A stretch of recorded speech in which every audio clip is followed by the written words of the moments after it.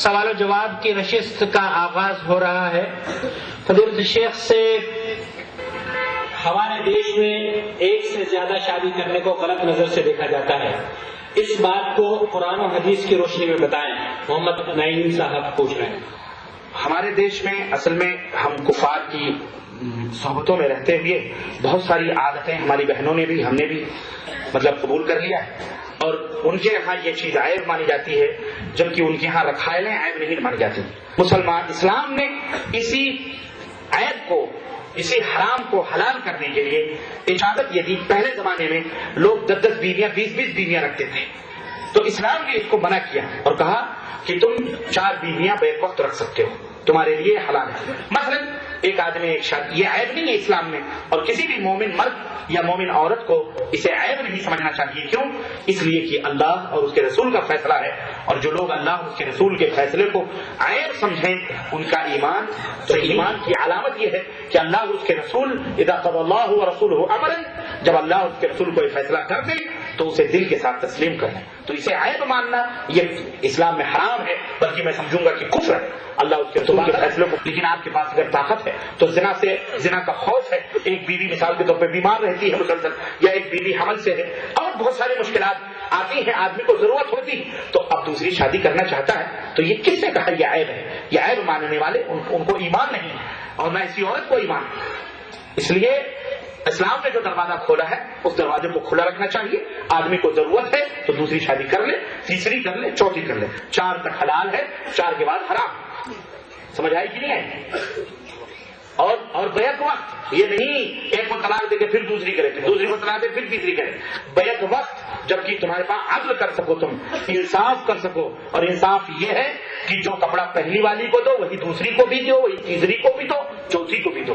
جو سامان مثلا 1 کلو سیب اگر آپ خرید رہے ہیں تو میں 1 کلو سیب پہلی کے گھر بھی جانا چاہیے، وہی ٹائپ کا اور وہی اسی تھیلے کا سیب دوسری والی کے ہاں، تیسری والی کے ہاں، چوتھی والی کے ہاں۔ جو صابن پہلی والی استعمال کر رہی ہے وہی صابن چاروں کو استعمال کرنا ہے۔ جو سینڈل، جو عدل یہ ہے، انصاف یہ ہے، جتنی رات آپ کو پہلی والی کے ہاں گزارنا ہے اتنی، اگر 1 رات گزارنا ہے تو 1 رات دوسری، پھر 1 رات تیسری، پھر 1 رات چوتھی، پھر 4 دن میں تمہاری باری بڑھ گئی۔ ماشاءاللہ ہر رات شب برات رہے گی آپ کی، اور ہر گھر میں آپ کو ماشاءاللہ نئے ڈش کھانے کو ملیں گے۔ اب پہلی والی ماشاءاللہ اگر مثال کے طور پہ آگرے کی ہو گئی تو آگرے کا ڈش بنے گا، دوسری دلی کی ہو گئی تو دہلوی ڈش بنائے گی، نہانے گی آپ کو، اور مثلا میرٹھ کی ہو گئی تو میرٹھ کی ڈش بنے گی، کرناٹک کی ہو گئی تو ساؤتھ انڈین آپ کو غذا ملے گی۔ ماشاءاللہ تبارک اللہ، یہ اللہ کی نعمتیں ہیں، یہ پھول ہیں، ان پھولوں سے فائدہ اٹھاؤ۔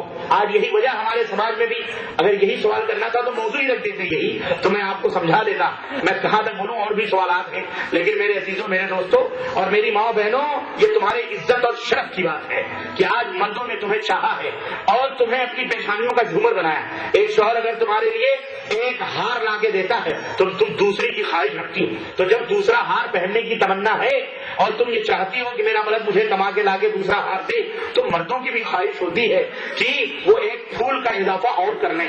اگر تم گلاب ہو تو چمیلی کی خواہش رہتی ہے، اگر چمیلی نہیں موجود ہے تو چمپا کی خواہش رہتی ہے۔ تو تم بھی اپنے سینوں کو کشادہ کرو اور اس طرح سے اسلام کے ماننے والوں میں اضافہ کرو، برکت پیدا ہوگی۔ تزوجوا الودود الولود فإني أكاثركم بكم يوم القيامة۔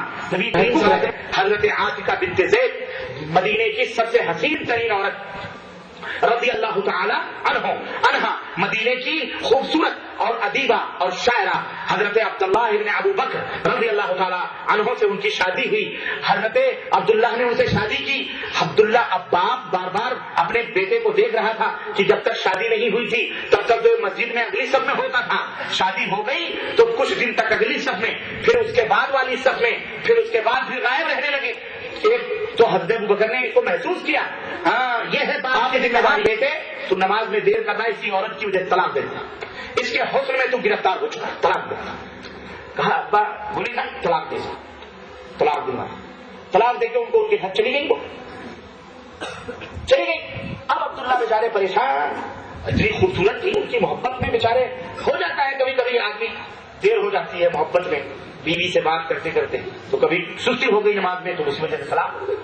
اب جناب علی ادھر ادھر گھومتے تھے بیچارے، ایک دفعہ حضرت ابوبکر کہیں سے آ رہے تھے, کچھ اشعار ان کے کان میں پڑے گنگنانے کی, تو کان لگایا تو وہ اشعار کہیں چھپ کر کے کسی پہاڑی کے ٹیلے یا درخت کے پیچھے اشعار گا رہے تھے کہ اے عاتقہ تیری محبت میں میرا یہ ہو گیا, یہ ہو گیا, ہو گیا. اب باپ نے سنا, اب باپ تو باپ ہوتا, اولاد کتنی ظالم کیوں نہ ہو, بہرحال باپ کا دل ہے. چنانچہ تکلیف ہوئی, ابوبکر صدیق کو بلایا بیٹے کو, کہا بیٹے میں نے تجھے نصیحت کے لیے کہا طلاق دے, تو نماز میں حاضر نہیں ہوتا, یا سستی کرنے لگا, ہم نے سستی دیکھی, اب تو وعدہ کر نماز میں. کہا ابا وعدہ کرتا ہوں. کہا تو جا تو رجوع کر لے, اپنی بیوی سے رجوع کر لے. چنانچہ پھر لے کے آئے, عبداللہ ابن ابوبکر کے ساتھ رہی وہ, اور پھر عبداللہ ابن ابوبکر ایک جنگ میں جہاد کرتے ہوئے شہید ہو گئے. عاتقہ بنت زید نے حضرت عمر بن خطاب رضی اللہ تعالیٰ عنہ سے شادی کری. حضرت عمر بن خطاب بھی شہید ہوئے, انہوں نے حضرت زبیر سے شادی کری, حضرت زبیر بھی شہید ہوئے. حضرت طلحہ نے ایک کا اور صحابی ہیں ان سے شادی کی, وہ بھی اللہ کی راہ میں جہاد میں شریک ہوئے, یہاں تک کہ مدینے میں مشہور ہو گیا. اور سنو, آج ہم اور تم اپنے ایمان کو ٹٹولو کہ آج اگر کوئی عورت اس طرح بیاہ کر کے اگر اس کے گھر میں اس طرح شہادت ہو جائے تو آج کل کا مسلمان کیا کہے گا, یہ منحوس ہے نعوذ باللہ. لیکن سنو, وہ اہل ایمان تھے, انہوں نے کہا مدینے میں شور ہو گیا کہ جو کوئی آدمی شہادت کا مقام حاصل کرنا چاہے وہ عاتقہ بنت زید سے شادی کرے, وہ عاتقہ بنت زید سے شادی کر لے, اللہ اسے شہادت کا مقام عطا فرماتا ہے. حضرت علی بن ابی طالب نے پھر نکاح کا پیغام بھیجا کہ مجھ سے شادی کر لو. انہوں نے کہا بس بھائی اتنا کافی ہے, میں نے اتنی شادی کر لی, خلاصہ مجھے. یہ مزاج تھا اس دور کی عورت کا. میری ماں بہنوں, اس طرح کا صحابیات کا مزاج بناؤ. شوہر مر گیا, اللہ کو پیارا ہوگا, کوئی بات نہیں, تمہاری جوانی ایسے نہیں کٹے گی, کسی اور کو شادی کرو. اور اے بھائیوں, اور اے والدین کی ذمہ داری ہے کہ اپنی بیٹیوں کی شادی کریں, اور اس طرح سے اور اپنی بیٹیوں کو جائیداد میں حصہ دیں, بیٹیوں کو جائیداد میں حصہ دیں, کیونکہ اس کا گھر ہوگا, باپ کی جائیداد میں اس کا گھر ہوگا. تو جب اس کا گھر ہوگا تو کوئی بھی غریب آدمی بھی اس سے شادی کر سکتا ہے. جس کے پاس گھر نہیں, جس کے پاس جائیداد نہیں, وہ کہے گا چلو ہم سہارا بن جائیں, وہ ہمارا سہارا بن جائے. اس طرح سے عزت و عفت, ارے ایک نظام ہے یار, میں بتاتا آپ کو, پڑھیں آپ, یہ پورا نظام ہے, تسلسل ہے. اسلام بہت بڑی نعمت ہے. ہم اور تم, تو ہی نادا چند کلیوں پر قناعت کر گیا, ورنہ گلشن میں علاج شاد کی دامن بھی ہے. اللہ کی قسم, تم اسلام کے دامنوں کو میں آ جاؤ مکمل طریقے سے. عیش عیش ہے, آرام ہی آرام ہے, اور پیار ہی پیار ہے, محبت ہی محبت ہے, امن ہی امن ہے, سکون ہی سکون ہے, سعادت اور برکت ہی برکت. خیر, کہنے کا مطلب یہ ہے کہ یہ 4 بیویاں اسلام میں حلال ہیں, اور کوئی ضروری نہیں کہ پہلی شادی کرنے کے بعد جب دوسری کرو تو پہلی سے اجازت لو. بعض نوجوان مارے کر کے یا بعض شادی شدہ سوچتے ہیں کہ اب اگر ہم دوسری کریں گے تو پہلی سے اجازت لینا ضروری ہے. کوئی ضروری نہیں بھائی, ایک آگرے میں کر لو, ایک دلی میں کر لو, کون دیکھتا. سائے کو بھی پتہ نہیں ہونا چاہیے. ہاں, 2 گواہ ہوں, قاضی ہو, خلاص. دوسرا نکاح بارات لے کر کے نہیں کرتے. سن لو, سمجھ رہے ہو کہ نہیں سمجھ رہے ہو؟ اب تو ہر شوہر پکڑا جائے گا شک میں. کہیں ایک ہفتہ غائب, اقبال بھائی پہلے پکڑے جائیں گے. اللہ معاف کرے. حل دلوں کو کشادہ کرو, اور گھروں میں بیٹھی ہوئی ہماری بہن بیٹیاں جو باعزت نیک شوہر کے لیے ترس رہی ہیں, اے لوگوں, ایسے لوگوں پر اپنی بیٹیوں کو پیش کرو, بھلے وہ شادی شدہ ہیں, جو باعزت ہیں, شرفا ہیں, جن کے پاس اللہ نے مال و دولت دیا ہے, جو تمہاری بیٹیوں کو عزت سے رکھ سکتے ہیں, ان سے اپنی بیٹیوں کو بیاہو, بھلے وہ بیاہ ہو.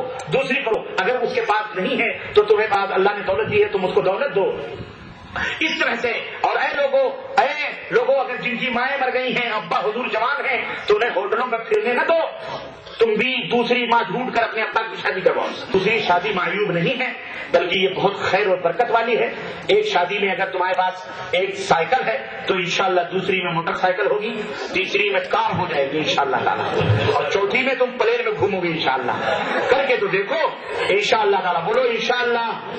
اس برے رواج کو مٹائیں گے, بولو انشاءاللہ مٹائیں گے. ہاتھ اٹھانے میں ان کی بےعزتی ہے بیچاروں.